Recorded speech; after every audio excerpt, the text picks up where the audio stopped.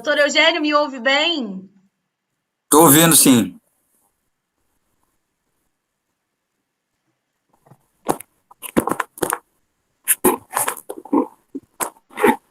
Vamos pedir ajuda da produção aqui.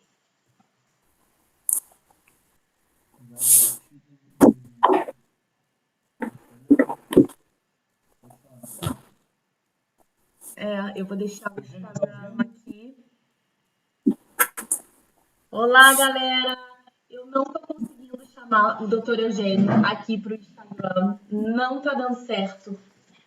Eu prometi para vocês que começávamos às 11 horas aqui a entrevista com o Dr. Eugênio para conversar sobre o coronavírus, mas eu não tô conseguindo chamar ele para participar aqui. A gente começou 15 minutos antes a fazer uns testes, mas não deu certo para o Instagram.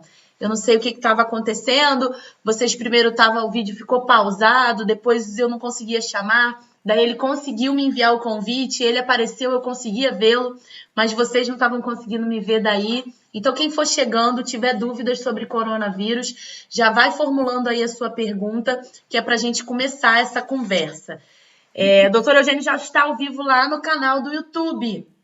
Então, para você que não está conseguindo ver o Dr. Eugênio aqui, vai lá para o YouTube. Eu vou deixar essa live aqui, porque aí o pessoal pode escutar só no áudio essa conversa. Mas se você puder ir para o YouTube, você vai lá para o canal do YouTube. Qual canal, Cris? Portugal da Família Zen no YouTube, que a gente vai estar lá com o Dr. Eugênio. Eu vou enviar aqui alguns convites para as pessoas poderem migrar para lá e acompanhar um pouco esse bate-papo, essa conversa lá do YouTube. Doutor Eugênio, me ouve bem? Estou ouvindo, sim. Que bom, que bom. E você está acompanhando aí? Está mesmo no canal? Então, gente, esse é um dos primeiros ao vivo que a gente faz, o primeiro direto aqui no canal. Aos poucos o pessoal vai recebendo a notificação de que esse vídeo começou. Muito obrigada a você que está aqui nesse momento de coronavírus, que se instaurou um clima assim mais tenso em todo o mundo, não só aqui em Portugal e não só no Brasil. Eu estou em Portugal, na cidade de Braga. Doutor Eugênio está lá no Brasil, na cidade do Rio de Janeiro, não é, doutor Eugênio? Exatamente. Bairro de Vila Isabel. Está em Vila Isabel, no Rio de Janeiro. E para quem não sabe, doutor Eugênio é médico há mais de 30 anos, mas ele é também meu sogro, é o padrasto do Rafael. Então eu conheço o know-how do doutor Eugênio, por isso que ele foi convidado para fazer esse ao vivo aqui com a gente, para a gente conversar. Então, assim, algumas pessoas, eu fiz uma enquete, tanto aqui nos stories do YouTube, quanto lá no Instagram. Tem gente do Instagram. Quem tá no Instagram e não tá vendo o Dr. Eugênio, vai lá pro canal do YouTube, Portugal da Família Zen, porque ele tá lá. Vocês vão poder ver a carinha do Dr. Eugênio lá no YouTube, Portugal da Família Zen no YouTube. E então, doutor Eugênio, algumas pessoas fizeram algumas perguntas. Eu anotei aqui essas perguntas, tanto do Instagram quanto daqui do YouTube. E automaticamente o Rafael também está ali acompanhando, só para vocês entenderem, quem está assistindo agora, a dinâmica de como vai ser esse ao vivo. É um tema sério, né, para a gente tratar, mas o Rafael está acompanhando as perguntas ali e ele vai tomando nota de mais perguntas para me transmitir aqui. Ok. Legal. Doutor Eugênio, aproveita para se apresentar e contar para o pessoal um pouco da sua trajetória como médico. Ok. Primeiramente, boa noite para todos, né? Tanto o pessoal daqui do Brasil, quanto aqueles que estão em Portugal. Meu nome é Eugênio Almeida Magalhães. Eu sou médico há 30 anos e pouco. Eu sou médico há 40 anos. Nossa! E então, o que acontece? Eu fiz faculdade de medicina na Universidade Federal Fluminense, isso em 1977. E depois fiz residência médica no hospital da UERJ, ali no Hospital Pedro Ernesto. Conheço bem. Então, isso. Então, inicialmente a minha carreira médica foi nas Forças Armadas. Eu era médico da Aeronáutica. Depois de 10 anos, eu saí e passei a ser médico em hospitais serviço público. Então, eu sou médico, minha especialidade é radiologia, Sim. e apesar disso a gente tem uma vivência, né, em medicina de uma maneira geral, então dá uma certa vivência para a gente de uma maneira na medicina geral, É né? verdade. Então, E acompanha, né, todo esse ambiente hospitalar e tudo que acontece. Há 40 anos de medicina, você provavelmente já passou por alguma outra pandemia ou epidemia ou surto de alguma doença. nesse padrão não, né? A gente não tem proximamente nenhuma coisa desse naipe, né? A gente teve a gripe suína, que foi em 2009, se não me falha a memória, Aham. e mas pegou aos pés disso aí, né?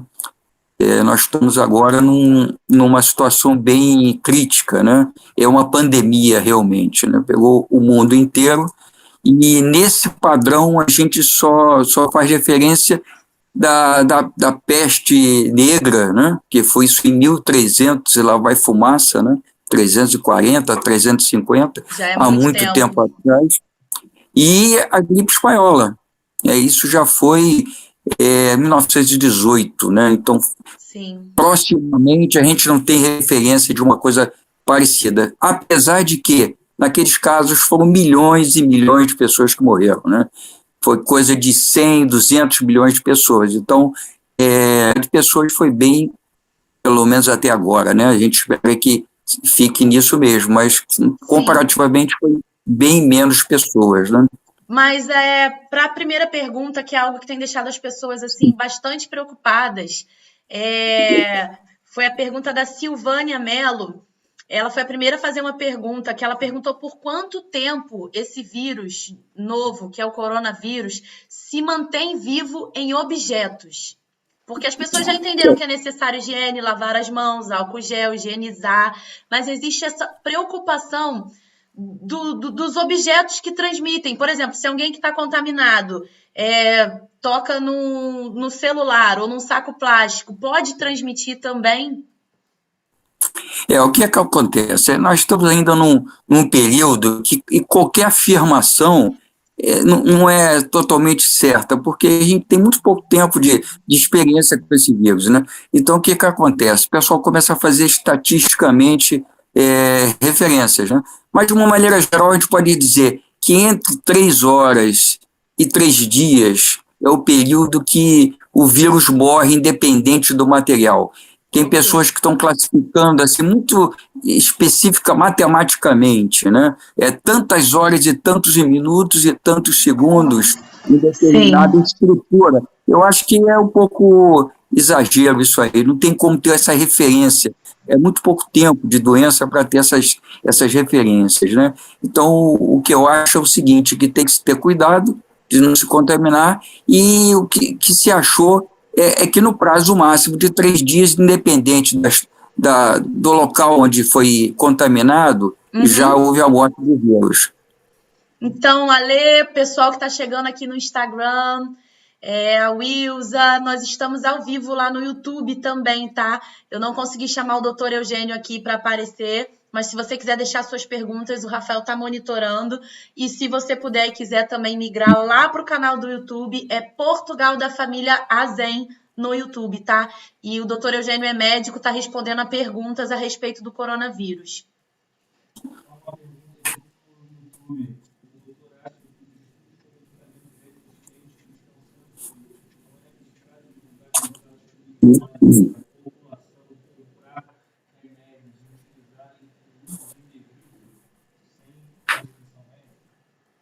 Ouviu a pergunta, doutor Eugênio? Não, não ouvi, não. A pergunta que foi feita por alguém no canal aqui é se o Fred fez uma pergunta que no caso de tudo ser assim muito novo ainda, está em fase de descobrir, de analisar essa doença, de analisar o vírus, já Sim. divulgar tratamento ou medicamento ou um remédio, comprem o remédio tal, mesmo sem ter feito os testes, a pessoa pode estar se automedicando ou se medicando de maneira errada? O que acontece é que as pessoas elas estão entrando em desespero muitas vezes, entendeu? Então, qualquer coisa que aparecer vai ter a conotação de uma tábua de salvação. Então, foi noticiado desses medicamentos de uso para malária, a hidroxicloroquina e a azitromicina, que é um antibiótico, associados, né? Foi Isso, noticiado estão se até pelo falando próprio... muito nesses remédios, nesses 2 medicamentos agora, nessa semana, se falou muito nesses medicamentos. Porque eles viraram tábua de salvação. As pessoas estão enxergando a solução do problema nesses 2 remédios. Na verdade, eles não têm ainda nenhuma trabalho mais sério feito, porque que não deu tempo ainda, né? Não há Entendi. tempo de se fazer um estudo mais apropriado, né? Mas é aquela história, né? Em uma situação de emergência, quando você não tem outra alternativa, a gente tem que se segurar naquilo que existe, né? O que apareceu até agora foi isso. Então, o que a gente tem que fazer? Deixar por conta dos médicos, aqueles que estão responsáveis pelo tratamento das pessoas, decidirem se vão utilizar e qual dose vão utilizar, e não haver uma corrida, como houve aqui no Brasil, uma corrida às farmácias. Então, esgotaram a hidroxicloroquina aqui. Houve uma interferência do governo, inclusive, retirando do mercado esses remédios, né? E era um remédio que era usado para que tipo de doença? Exatamente. Desde 1980, eles são utilizados para malária, basicamente, mas foi descoberto também que eles têm uma ação em determinadas doenças chamadas autoimunes, que são doenças muito complicadas porque é o próprio organismo que produz anticorpo contra ele mesmo. Então, várias doenças têm esse padrão. E geralmente o lúpus, que é o mais comum, mais conhecido, e artrite, vários tipos de artrite, né? E esses remédios têm uma ação interessante nessas doenças. Se as pessoas entrarem no desespero de comprar, como aconteceu aqui, quem está precisando para outros objetivos, o remédio vai ficar sem remédio, né? Como chegou a acontecer aqui, né? Pois é, faltou na farmácia. Foi a preocupação de esgotarem os remédios e quem já faz o uso desse fármaco, desse remédio, ficar sem para tratar um outro tipo de doença que ela não pode ficar sem tratamento, né? Exatamente. Vamos falar agora, tentar seguir uma ordem cronológica das coisas. Esse vírus foi descoberto, todo mundo sabe, que na China, e é uma mutação de um vírus que já existia ou é um vírus novo, que não existia e foi descoberto? Não, é uma mutação, né? O que acontece com os vírus são organismos que, na verdade, não se sabe nem direito se são organismos vivos ou não, porque eles são muito rudimentares, né? Eles têm um material genético dentro deles, parcial, que pode ser o DNA ou o RNA, e uma cápsula, só isso. Então, eles não têm capacidade de se multiplicar por conta deles mesmos. Eles precisam de um organismo vivo para eles se introduzirem nesse organismo, entrarem dentro de uma célula e usar o material dessa célula para se reproduzir. Ele só consegue se reproduzir se tiver um material de um ser vivo. Eles são parasitas por natureza, né? Sem um ser vivo, eles não vivem, eles não se reproduzem, né? Então, por causa dessa característica rudimentar deles, eles sofrem mutação com muita facilidade. E isso dificulta a criação de remédios, de vacinas, né? Entendi. Você cria uma vacina e ele sofre uma mutação e deixa de ser sensível àquela vacina, né? Entendi. Essa é a característica importante do vírus, né? Dos vírus, de uma maneira geral. Desculpa, hora ou outra, eu vou avisar para o pessoal do Instagram que eu não consegui trazer o Dr. Eugênio aqui, assim, fazer a chamada para dividir a tela e ele aparecer aqui junto comigo, mas nós estamos ao vivo lá no YouTube e o Dr. Eugênio está respondendo perguntas, tá? Rafael também está me ajudando aqui para anotar as perguntas, então o que você tiver dúvida e quiser perguntar a um médico, a hora é agora, pode fazer a pergunta para o Dr. Eugênio, que ele está ao vivo aqui com a gente para responder. Corre lá para o YouTube, Portugal da Família Zé. Já que nós já falamos que o vírus é uma mutação, de como acontece, de como ele precisa de um organismo vivo para se desenvolver, está causando muitas dúvidas os sintomas. Criou-se um pânico generalizado, que você vê uma pessoa tossindo, você já acha que é coronavírus. Seu filho espirrou, você já acha que a criança está com coronavírus. Qual é a linha tênue aí, os parâmetros que a gente tem que ter para suspeitar, se autoavaliar e suspeitar se está com os sintomas de coronavírus ou não?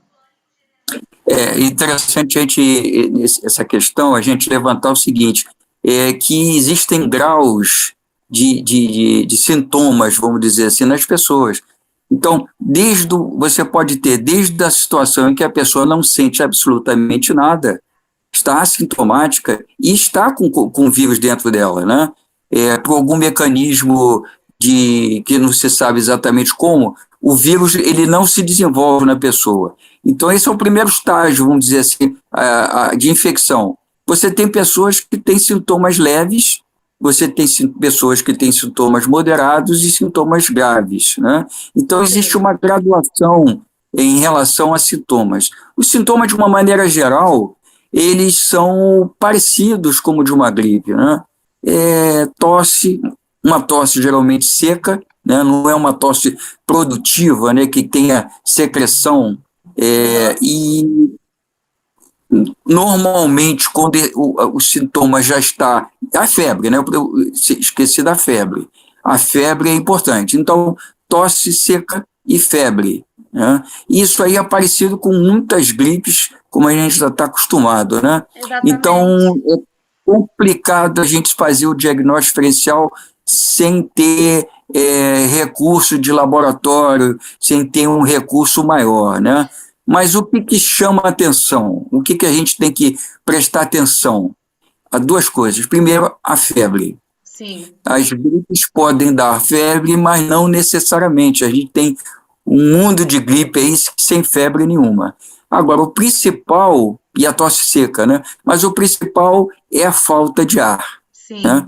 Chamada dispneia. Então, você percebe que a pessoa acelera o seu ritmo respiratório, respira mais rapidamente e tem aquela expressão de angústia respiratória, né? É como se a gente tivesse corrido e parado de repente e fica respirando, né? Você percebe falta de ar. Uma falta de ar. Isso é um sintoma importante que, junto com a febre, caracteriza aquela situação em que se tem que procurar um hospital.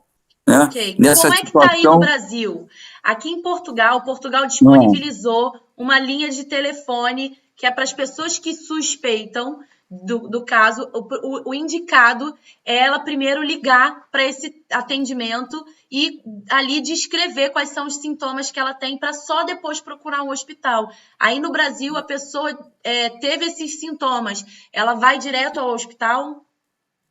Olha, o que acontece é que em Portugal a infecção começou um pouco antes, né? Então vocês aí em Portugal estão um pouquinho à frente, alguns dias à frente da gente, né? Sim. E o número de pessoas é menor também em Portugal, né? A população é bem menor. Então, de repente, fica mais fácil de organizar esse tipo de coisa. Ao que eu saiba, não tem ainda um sistema de ligar e comunicar. As pessoas, de uma maneira geral, quando sentirem esse tipo de sintoma que eu falei, né? Okay. Da febre e da dispneia, tem que procurar um hospital. Procurar um posto de saúde e um hospital direto. O doutor falou sobre os graus, né, que pode dar de sintomas nas pessoas. Sim. Pessoas podem manifestar de maneira mais agressiva, outras podem ter o coronavírus e passar sem grandes alardes de sintomas e os sintomas serem mais leves. Alguém perguntou se você estando com uma imunidade alta, uma imunidade boa, você pode passar pelo coronavírus assim despercebido e não ter grandes efeitos no seu corpo. Isso é fundamental. Então, se você imaginar a doença e o sistema imunológico de cada ser vivo, né, de cada pessoa, é como se fossem dois exércitos, né? Nós temos o vírus com o seu poderio de ataque, né? A quantidade de vírus também, são duas coisas que a gente tem que levar em conta: a quantidade de vírus e a agressividade do vírus. E do outro lado você tem o sistema imunológico, né? Se ele estiver bem harmônico, numa situação de tranquilidade, né? Você vai ter como se dois exércitos se enfrentassem, né? Então o vírus, ele prontamente ele é atacado, né? Ele ataca e é atacado. Há uma defesa dessa infecção. Então quem está com o seu sistema imunológico bem, ele vai ter toda a chance de rechaçar a invasão do vírus, né? Combate, né? E ao contrário, né? Ao contrário, se a pessoa está com o seu sistema imunológico baixo, é como se tivesse um exército com poucos soldados ou mal armados, né? Então o vírus vai encontrar facilidade de invadir e de dominar esse outro exército, vamos dizer assim, né? Ótima analogia. Faz a gente entender de maneira... Tô adorando a conversa, eu acho que o pessoal no canal também deve estar curtindo muito, porque a gente está numa linguagem... Eu já trabalhei numa assessoria de imprensa do Hospital Procardíaco, e às vezes os médicos usam termos muito técnicos, que para quem é leigo no assunto fica mais difícil de entender, né? Quem está chegando no Instagram, a gente está ao vivo com o Dr. Eugênio, lá no canal do YouTube, Portugal da Família Zen. Então, corre lá para o YouTube também, deixa a sua pergunta, tira a sua dúvida com o Dr. Eugênio. Alguma pergunta aí, Rafael? Que eu tenho perguntas aqui. Algumas perguntas. Rafael vai ajudar a gente na triagem dessas perguntas. O objetivo é usar termos bastante fáceis de entender, né, ser didático, para poder as pessoas entenderem, né? Não adianta complicar muito, porque não vai ser entendido. O que o doutor acha do fechamento do estado do Rio de Janeiro com relação ao atendimento de pacientes? Pronto. Você poderia repetir para mim, que eu não escutei direito? Sim. Tem uma pessoa no canal que está perguntando, na opinião do doutor, o que o doutor acha no Rio de Janeiro, os hospitais terem fechado para atendimento? Como assim? O Estado do Rio de Janeiro ter fechado para alguns estados, né, e também ter fechado o município para viagem. As fronteiras, o Rio de Janeiro ter fechado, na opinião, se isso de fato ajuda a ter fechado as fronteiras do Rio de Janeiro, inclusive entre as cidades, né, e os municípios. Isso é uma coisa que aí já entra na área da política, né? A gente imagina que, por motivos políticos, cada governador, por divergência política, quer haver um enfrentamento com o governo federal. Na minha opinião, esse tipo de coisa ele diz respeito ao Brasil todo. Então, na minha opinião, tinha que ser um comando central. O governo federal que devia comandar esse tipo de atitude, de né? medida e de declarar isso. De medida. Né? Você imagina se cada governador toma uma atitude diferente, né? O caos que vai ser, né? E você imagina o seguinte: o transporte de materiais hospitalares, transporte de medicamentos, fica também dificultado entre um estado e outro, né? Então você dificulta toda a logística do combate à doença, né? No meu ponto de vista, tinha que ser um comando só e federal, central. É o que aconteceu aqui em Portugal. Esse comando está bem Exatamente. Central. A gente vê em Portugal que existe um discurso único, toda a população tá junta no mesmo propósito, o povo nas cidades entendeu que é para ficar em casa. Quando tudo é decretado, o próprio presidente, o ministro vai na TV e anuncia as medidas que vão ser tomadas. Então tem uma união no discurso, não está assim polarizado como no Brasil. Alguns estados decretam o fechamento das fronteiras, outros não. Manda fechar os lugares, a igreja fala que vai ficar aberta, não fecha. É mesmo isso que está acontecendo aí no Rio de Janeiro? Exatamente. A gente atravessa aqui no Brasil uma luta política, né, partidária, né? Então nós temos a direita de um lado, a esquerda do outro, já se degladiando no sentido das eleições que estão para vir. E isso aí gera um antagonismo, né, de um querendo aparecer em relação ao outro, né, e quem paga no final é a população. Infelizmente, nós temos esse problema, né, não há uma união em torno do inimigo comum, que é a doença, né? Pois. Nós estamos vendo divergências políticas interferindo nisso. Sobre o diagnóstico em casa, né? Quais são as possibilidades de se diagnosticar uma gripe, comparar uma gripe normal com a gripe do coronavírus?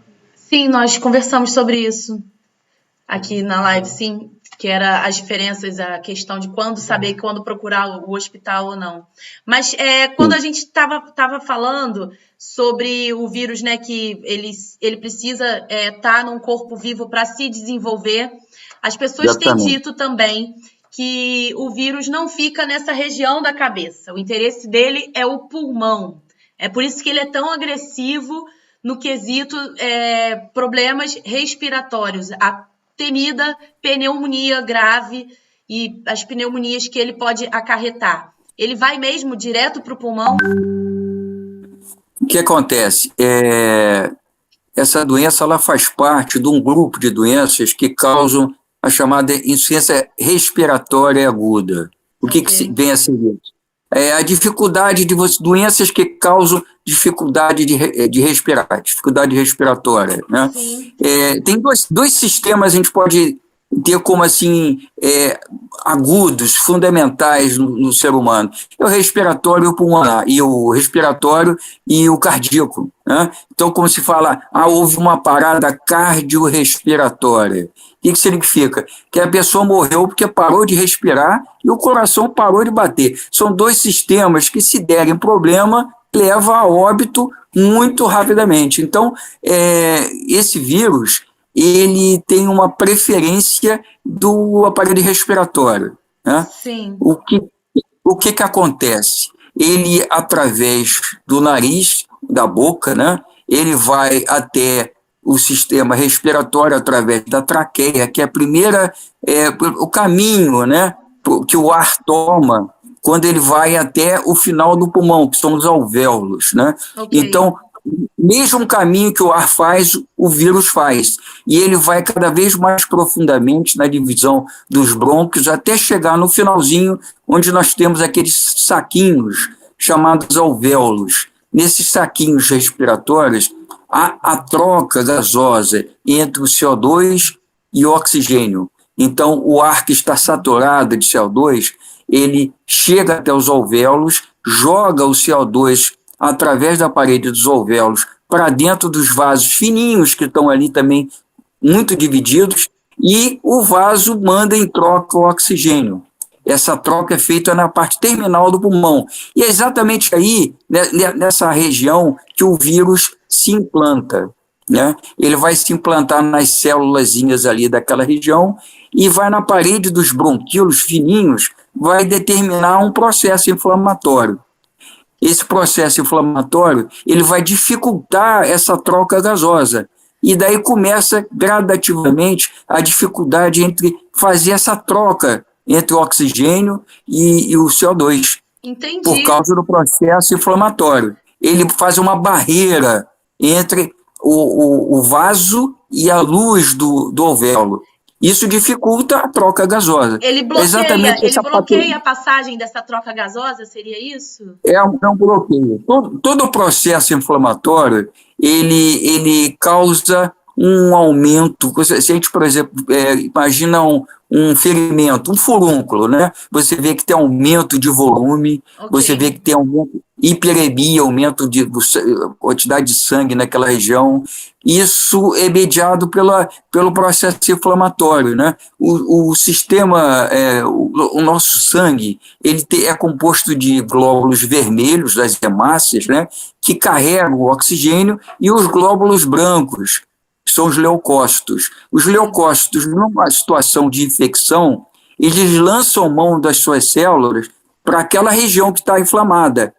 E aí os vasos sanguíneos daquela região inflamada abrem suas paredes e esse glóbulo branco ele vai até aquela região para combater aquela infecção. Entendi. Os glóbulos brancos eles são como soldados que vão matar aquele agente agressor. E isso causa o quê? Um aumento de volume, causa um inchaço. E esse inchaço, junto com o aumento de sangue naquela região, de vascularização, e as células que são jogadas ali para combater aquela infecção, causa um aumento da espessura entre o alvéolo e o vaso sanguíneo. Com isso, o que acontece?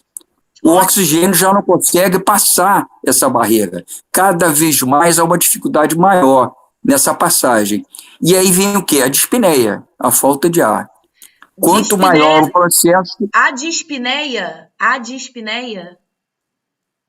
A dispneia é um termo técnico para falta de ar. Para falta entendeu? de ar. Ok. Dispneia. Quanto maior a inflamação... A pessoa não consegue mais puxar o oxigênio? Ou ela não consegue transformar esse oxigênio para... Não, essa barreira justamente do processo inflamatório, que é a pneumonia, a broncopneumonia que se instala, e essa barreira pelas células, no inchaço naquela região, ela causa uma dificuldade, faz uma barreira, a passagem do oxigênio para o sangue. Né? Então, o ar chega ali, só que ele não consegue atravessar a barreira. Cada vez mais, quanto maior é o processo inflamatório, quanto maior a pneumonia, maior a dificuldade de haver troca do oxigênio com o CO2. Entendi. Entendeu? É justamente por isso que as pessoas que já têm pessoas cardíacas, diabéticas, estão nessa faixa de risco porque são pessoas mais sensíveis nesse quesito cardiopulmonar, seria isso? É porque você já tem outros sistemas comprometidos. Quando a pessoa está sendo submetida a um processo inflamatório, a pessoa carrega todas as suas energias para combater aquela infecção. Se você tem outros sistemas acometidos, a pessoa já tem que cuidar de dois setores comprometidos. Entendeu?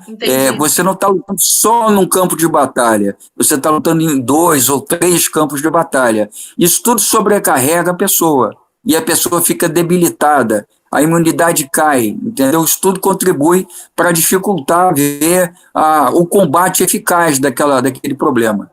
Quanto maior a pneumonia, mais comprometimento vai ter. Agora você imagina, uma pessoa, por exemplo, que tem um comprometimento respiratório prévio, uma bronquite crônica ou uma asma, no qual os brônquios, aqueles canaizinhos que levam ar, já estão com a sua luz estreitada pela doença prévia.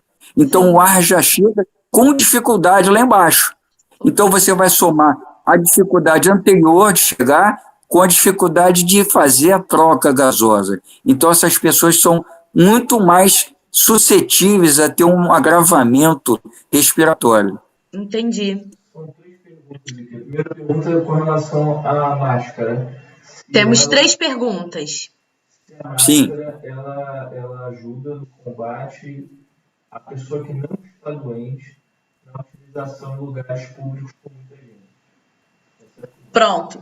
A pergunta é relacionada ao uso de máscaras. Isso Sim. também é uma outra questão que gera muita dúvida. A gente ouve falar que máscara só as pessoas que já sabem que estão infectadas ou que estão na dúvida, para, no caso, ela não transmitir ou minimizar a transmissão.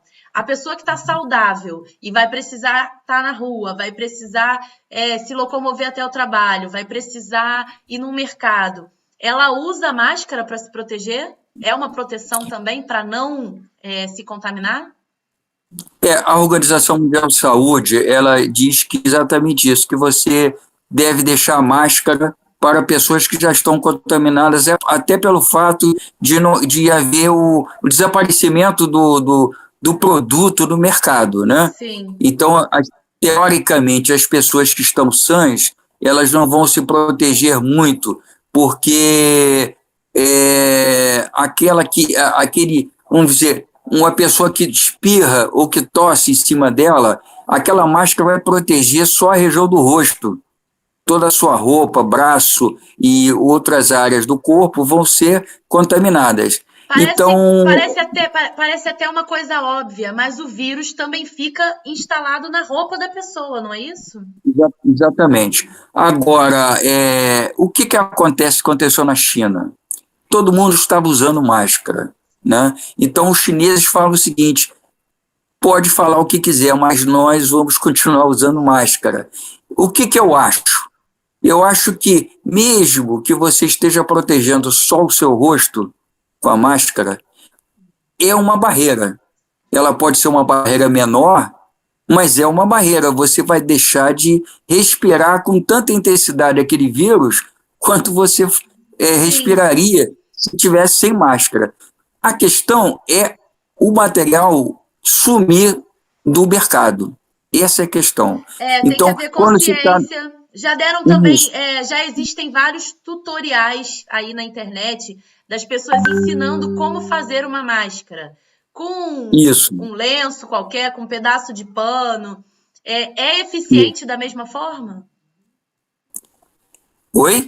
Não entendi a pergunta. Se for com um Ah, pano que sim. não seja uma máscara dessa que você confecciona de maneira caseira, do faça você mesmo, ou um pedaço de lenço, desses lenços umedecidos, eu já vi pessoas ensinando a fazer assim.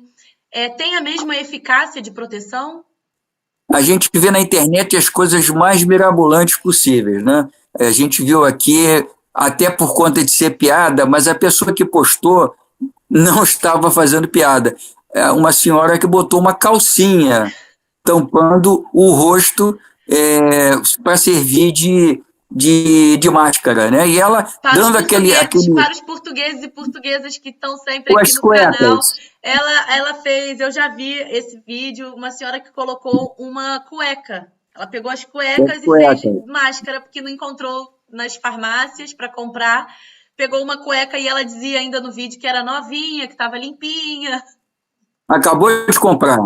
Acabou de comprar para usar como máscara. Agora, o que acontece? É uma barreira, entendeu? É uma barreira. Pode não ser 100% eficaz, mas é uma barreira. Então, é uma questão polêmica se usa ou não usa. Por via das dúvidas, se houver material disponível para todo mundo, se não for tirar de quem está em estado complicado, eu aconselharia usar. Os chineses usaram, né? Ok. Olha, nós estamos aqui na entrevista no canal do YouTube. Quem está no Instagram, ainda tem gente aqui no Instagram.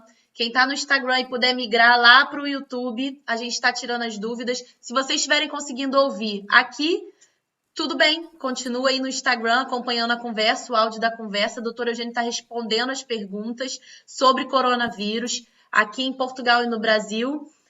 O doutor Eugênio é médico na cidade do Rio de Janeiro e nós já conversamos aqui desde o surgimento do coronavírus, sobre como ele surgiu. Nós já fizemos um panorama sobre as maneiras de transmissão. Nós já fizemos uma outra explanação a respeito dos sintomas que a pessoa apresenta, como identificar os casos. E eu queria caminhar para a gente ir para uma questão que é da pandemia em si. Sim. Tudo que a gente ouve falar sobre o controle dessa pandemia, na opinião de um médico, são as recomendações adequadas ou ainda falta algo que poderia ser feito? O que acontece? A pandemia ela veio por conta da facilidade com o ser humano tem atualmente de se locomover de um lado para o outro, né? Se você imaginar naquela peste negra, né, que houve lá em 1300 e lá vai fumaça, os meios de transporte eram muito pequenos, muito frágeis, vamos dizer assim.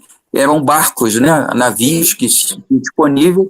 Então, apesar disso, né, houve milhares, centenas de milhares, 100 milhões de mortes naquela época, né? A gente vê a agressividade do agente, a bactéria, né? Yersinia pestis, né? A peste bubônica, ela foi vetoriada pelos ratos.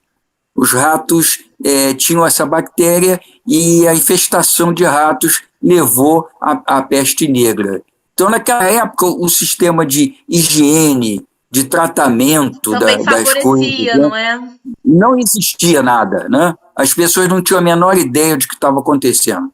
Hoje em dia, a gente tem essa facilidade de transporte das pessoas e, com consequente, transporte também da doença, mas, por outro lado, a gente tem um sistema de saúde muito mais desenvolvido, né? Forma de tratamento, vacinas e remédios. Então, apesar da doença estar em todos, da pandêmica, né? Ela está tendo um combate, né? Ainda não muito efetivo, mas já se está descobrindo medicamentos, né? E vacinas estão sendo pesquisadas, já tem várias frentes de pesquisa, né? Na Apesar questão de da que só daqui... vacina, foi bom tocar nesse assunto, porque era uma pergunta. Na questão da vacina, a gente sabe que não é uma coisa que fica pronta rápida.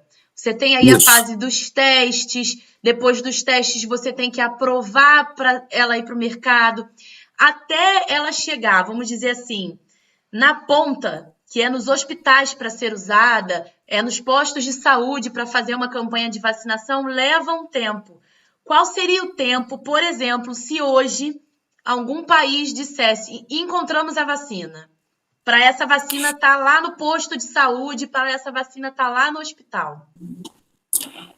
Nós sabemos que existem alguns países que estão na ponta já do desenvolvimento de vacinas. Nós temos a Israel, o próprio Estados Unidos. Sim.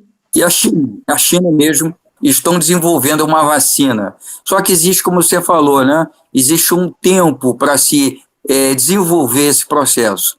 Então, de uma maneira geral, mesmo aqueles que estão mais adiantados, parece que Israel está mais na frente, no mínimo 1 ano para se ter uma vacina em condição de se aplicar na população de uma maneira geral. Então, 1 ano eu acho muito tempo, né? Infelizmente, a gente tem que se subordinar a isso, né? E o que sobra para a gente, né? Sobra essas medidas que a gente está tomando, né? De isolamento, né? E medicamentos que podem aparecer. Então, a chance é a busca de medicamentos. Esses medicamentos, na verdade, que estão sendo descobertos, não são novos medicamentos. Não houve tempo para se desenvolver nada novo. Sim. O que eles estão fazendo? Pegando os remédios antigos, próprios para outras doenças, e testando aleatoriamente. É na né? base do teste mesmo, para ver como é que as pessoas infectadas estão reagindo, não é isso? Pega a medicação, joga o vírus lá dentro e vê o que acontece. Né? Está sendo nesse padrão. Uhum. E aí, o risco é você colocar você fazer uma medicação que não tem uma comprovação científica, fazer a pessoa tomar isso aí. Porque muitos medicamentos, eles são tóxicos para o organismo. Eles são tóxicos para o fígado, para os rins. Né? E você submeter, de repente, uma pessoa a uma carga de uma substância que no final não vai fazer tanto efeito para a doença e pode, por outro lado, causar um problema para a sua saúde, né? Então é um dilema que está correndo, né? Isso tudo tem que ser colocado na balança, né? Para você saber se vale a pena arriscar um comprometimento do organismo da pessoa, porque do outro lado está uma doença que está matando, né? Então é uma questão de o que se faz, né? Tem que se tomar essa decisão. Uma questão agora que é minha, é uma dúvida assim, pessoal minha, como carioca que sou, vivi 36 anos da minha vida no Rio de Janeiro e frequentei uma comunidade, um morro na cidade do Rio de Janeiro. Para quem nunca esteve, eu acho que fica difícil de entender. Eu sei que o Dr. Eugênio também trabalha numa clínica na maior favela do Rio de Janeiro, que é a Rocinha, não é isso? Isso. Então, a gente sabe que não só em favelas, mas em outros recantos do Brasil, que o Brasil é imenso, nós temos regiões que não têm uma situação de higiene e de salubridade adequada já no dia a dia. A gente sabe que tem algumas comunidades, alguns morros, algumas favelas espalhadas pelo Brasil que não chega água potável muitas vezes, que não tem tratamento de esgoto outras vezes. Então, assim, parece para mim um pouco utópico esperar e achar que no Rio de Janeiro e no Brasil vai se conseguir, através do isolamento, que fica, ao meu ver, impossível, onde você tem famílias que vivem num único cômodo, 6 pessoas. Num único cômodo é a cozinha, é a sala, é o quarto, é onde ficam as crianças, a família toda num único cômodo, sem água potável, sem tratamento de esgoto. Como é que essa pessoa vai lavar a mão toda hora? Como é que ela vai esterilizar se ela não tem dinheiro para comprar álcool em gel? Exatamente. Eu vi uma entrevista de um morador da Rocinha em que ele falava o seguinte: como que eu posso ficar dentro de casa trancado se eu tenho que trabalhar para poder comprar comida? Primeira coisa, como é que eles vão ficar trancados em casa se eles não têm como comprar comida? E a segunda coisa, como que eu vou lavar a minha mão se aqui na minha casa não está chegando água? Então você vê condições higiênicas péssimas, amontoamento de pessoas e falta de água e falta de dinheiro, né? É uma situação realmente muito crítica aqui no Rio de Janeiro, né? E aí eu vou A gente não... além. E aí eu vou além nessa reflexão. Queria que o pessoal se pudesse trocar nos comentários. Às vezes a gente encontra soluções assim, trocando ideias com as pessoas. É a minha angústia, sabe? Como carioca que eu sou, eu sei de onde eu vim, e qual é a realidade aí no Brasil. O que acontece também é que essas pessoas das periferias, das favelas, das baixadas fluminenses, são as pessoas que trabalham servindo ou fazendo algum serviço para classes mais altas. Ou seja, é a empregada doméstica de alguém que mora na Zona Sul, é funcionário, enfim. E as pessoas se misturam. Então, não adianta aquela pessoa que tem condição fazer o isolamento, mas ela tem um funcionário que não consegue fazer o isolamento. O isolamento ele passa a ser quase utópico aqui, né? Você está fechado dentro da sua casa e com dificuldade para trabalhar, porque mesmo quem tem uma condição melhor, mas que precisa do dia a dia para ter o seu dinheiro, para pagar suas contas, né? Exatamente. Ficar preso dentro de casa, mas na verdade você está sendo submetido a uma carga, pode ser até menor, mas uma carga através de pessoas que estão servindo a você, vamos dizer assim. É o entregador de remédio que vem da farmácia, é aquele que vem da padaria para trazer o seu pão, o seu leite. E aí a gente acha que pelo fato de não estar indo à rua, está protegido, mas essas pessoas são vetores, elas estão trazendo também, né, esse vírus para sua casa. Então, eu não estou conseguindo acompanhar o comentário das pessoas aqui no canal, no vídeo. Eu vou pedir para o Rafael sentar aqui perto de mim para eu tentar acompanhar os comentários. Tá, okay. Então, pode trazer para cá o telefone para mim? Está carregando. Uma pessoa Com relação a fumante, então vai pegar o vírus? Eu presumo que sim. Foi o que nós falamos. Teve uma pessoa perguntando sobre fumantes, se elas estão mais suscetíveis ao vírus, e eu acho que isso é o que a gente já comentou aqui, né? Tudo que dificulta o ar passar desde a boca até chegar no alvéolo, que é a parte final, tudo que dificultar vai complicar a doença em si, porque dificulta também o ar chegar, né? Pessoas que, por exemplo, usam bombinhas para asma, né? Para sua asma, elas usam essa bombinha porque a musculatura que tem nos brônquios normalmente se fecham, dificultando passar o ar. Então, a bombinha faz a broncodilatação, facilitando o ar passar. E essas pessoas que usam bombinha normalmente têm essa dificuldade de de respirar por causa da contração muscular dos brônquios, né? Então, elas têm também a doença é mais complicada também, né? Porque tem uma outra barreira ao ar. Qualquer sintoma, qualquer doença prévia pulmonar complica a infestação pelo vírus. Certo. Eu acho que todos nós ficamos afetados quando acontece uma coisa dessa. E quando cada vez mais fomentamos reflexões da população e saímos dessa questão que, na minha opinião, ao meu ver, como uma pessoa da área de comunicação, como jornalista que sou, acaba acontecendo e sendo fomentada pelos meios de comunicação, causa uma hipnose, porque fala de número de mortes e tudo, mas não fomenta os questionamentos. Eu queria saber de vocês que estão, primeiro do Dr. Eugênio, que está aqui, assim, de maneira muito generosa, tendo essa conversa com a gente, ao vivo. Você tem a oportunidade de fazer uma pergunta para um médico em tempo real para te responder. Muito obrigada mais uma vez, Dr. Eugênio, por ter aceitado o nosso convite e estar aqui respondendo essas perguntas. É um prazer. É muito importante trazer alguém da área de saúde mesmo, mas eu queria fazer uma pergunta primeiro para o Dr. Eugênio e depois para todas as pessoas que estão acompanhando esse ao vivo aqui. Na minha opinião, isolamento é algo utópico no mundo todo. Por quê?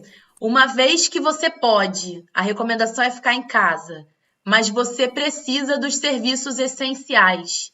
Você tem que sair para ir no mercado quando seu mantimento acaba. Você tem que sair para ir numa farmácia, você tem que sair para ir num banco, você tem que sair para fazer coisas... O que está descrito como serviços essenciais, até mesmo no caso de Portugal, que nós vemos que as ruas estão vazias, que as pessoas, na grande maioria, estão respeitando, ela uma hora tem que sair de casa. E se é um vírus que transmite, traz na roupa, traz no sapato, traz no cabelo. Agora existem recomendações para quem tem cabelo grande, assim como eu, ficar com o cabelo preso, porque o vírus pode estar no meu cabelo. Gente, o negócio tá desesperador, eu vou raspar a cabeça. Tá entendendo? Você imagina isso tudo daqui a 2 meses, né? As pessoas trancadas dentro de casa 2 meses, né? Vai ficar uma situação muito difícil, porque o dinheiro vai acabando, né? E você percebe que as pessoas amontoadas, sem estar acostumadas com isso, as brigas familiares aparecem, por mais que a gente tente harmonizar as coisas, né? As brigas começam a acontecer, né? E aí, até por conta desse nervosismo dado pela doença em si e o clima de terrorismo, de histeria que a gente percebe, às vezes, em certos noticiários, né, da televisão, a gente percebe um aumento, às vezes, do que é real. Né? Doutor Eugênio, então, eu vou trazer uma perspectiva que no Brasil eu sei que é diferente, mas que na Europa, grande parte da população vive sozinha. São pessoas que moram sozinhas, são pessoas... a população europeia, de maneira geral, é uma população mais envelhecida, que teve uma expectativa de vida maior. É o velho continente, né? Então, as pessoas vivem por mais tempo pela qualidade de vida, a taxa, né, de expectativa de vida é mais alta. Então, são idosos que já vivem sozinhos, viúvas, viúvos. E para essas pessoas, a solidão já faz parte um pouco da vida dela. E ela tem isso ainda mais tolhido. Ela tem que ficar dentro de casa sozinha. Tem causado depressão aqui na Europa, em apenas 15 dias de quarentena. Então, isso Você imagina também que essas pessoas, muitas vezes, precisam de alguém para cuidar delas. O cuidador, a cuidadora, né? E essas pessoas também são vetores de transmissão, né? E aí, vai impedir que o cuidador esteja junto dessa pessoa? É complicado. São esses questionamentos que eu fico tentando fomentar as pessoas aqui no canal. Você que participa, que tem acompanhado meus vídeos, não fique chateado comigo, porque a minha ideia é justamente te provocar aí do outro lado, te provocar aqui no Instagram para a gente refletir. Eu acho que é o momento da gente se unir, é o momento da gente respeitar. Como cidadãos, temos que respeitar as orientações da Organização Mundial de Saúde. Não é verdade, doutor? Isso. Na verdade, o que acontece é o seguinte: os governos, os serviços de saúde, o que eles estão tentando buscar é baixar a curva de crescimento dos casos de infectados em função do tempo, né? Então, por exemplo, você tem uma curva de crescimento de casos dentro de número de dias X, né? Quanto mais pessoas se infectam em menos tempo, mais difícil vai ficar de conseguir achar lugar para internar essas pessoas, de ter CTI para todo mundo. Ao passo que, se você tiver pessoas se infectando em um prazo de tempo maior, você tem mais chance de que pessoas se curem e você tenha leitos disponíveis para as outras pessoas que vão sendo infectadas. Então, a questão básica do argumento que se dá é esse, né? Abaixar a curva de crescimento de casos em função do tempo. Ok. Então, por exemplo, você teve na Itália um pico muito alto, ou seja, muitas pessoas se infectaram em curto prazo de tempo. E com isso você não tem condição de tratar de todo mundo ao mesmo tempo. Enquanto que em outros países, por exemplo, a China teve uma curva mais baixa, então teve mais condição de tratar dessas pessoas todas, porque o prazo foi estendido, né? Essa questão básica de quem levou as pessoas dos órgãos governamentais a impor esse isolamento das pessoas. A tentativa é essa, né? Ok. Agora, mais uma vez, se todos me permitirem, tanto aqui no canal quanto o doutor Eugênio, eu tenho mais uma provocação para fazer, porque eu entendi essa coisa da curva. Tamo junto, ok. Para tentar travar esse pico de contaminação, porque os hospitais correm o risco de não dar conta. O doutor Eugênio explicou muito bem sobre a questão da inflamação que causa nos alvéolos e ali no pulmão, o que vai gerar dificuldade Pronto, isso ficou bem entendido. Mas que no final das contas vai resultar na falta de ar, não é isso? Isso. Então, insuficiência respiratória aguda. Insuficiência respiratória aguda. Para insuficiência respiratória aguda, a questão, o que trata, o que ajuda até o paciente se recuperar é o balão de oxigênio. Pois é, você tem uma dificuldade do oxigênio chegar até o sangue, atravessar essa barreira toda de infecção. O que o respirador faz? Ele faz uma pressão positiva com oxigênio. Então, ele joga o oxigênio dentro do seu aparelho respiratório com pressão. O oxigênio ele vai ter uma possibilidade de atravessar aquela barreira maior, porque ele está vindo com pressão, entendeu? Então, é uma forçação de barra, vamos dizer assim, né? Você joga o oxigênio sob pressão para vencer essa barreira, essa dificuldade. E então, será que o mundo não conseguiria se unir para ter equipamento suficiente para todo mundo? Montar acampamentos que vá ter atendimento suficiente para não precisar acontecer. Não entra na minha cabeça que aconteça o que aconteceu na Itália, dos médicos terem que escolher quem vai usar o equipamento para conseguir estabilizar a respiração, o respirador ou não, porque não tem aparelho para todo mundo. Você imagina a angústia do médico, né? De ter que chegar ao ponto de você vai morrer, você vai viver. Do médico, dos profissionais de saúde, dos enfermeiros.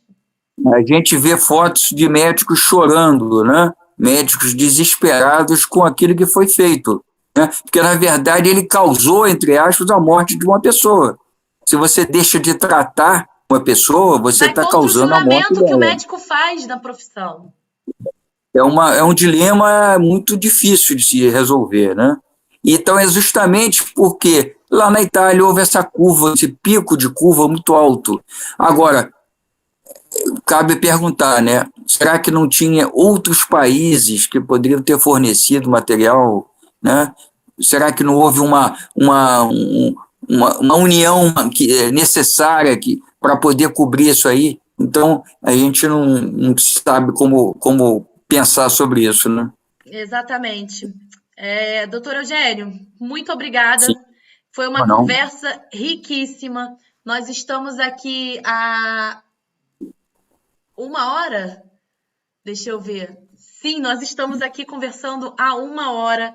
Obrigada a todo mundo que participou aqui no canal, que está comentando. Você aproveita agora, eu vou deixar esse vídeo salvo no canal. Você envia ele para as pessoas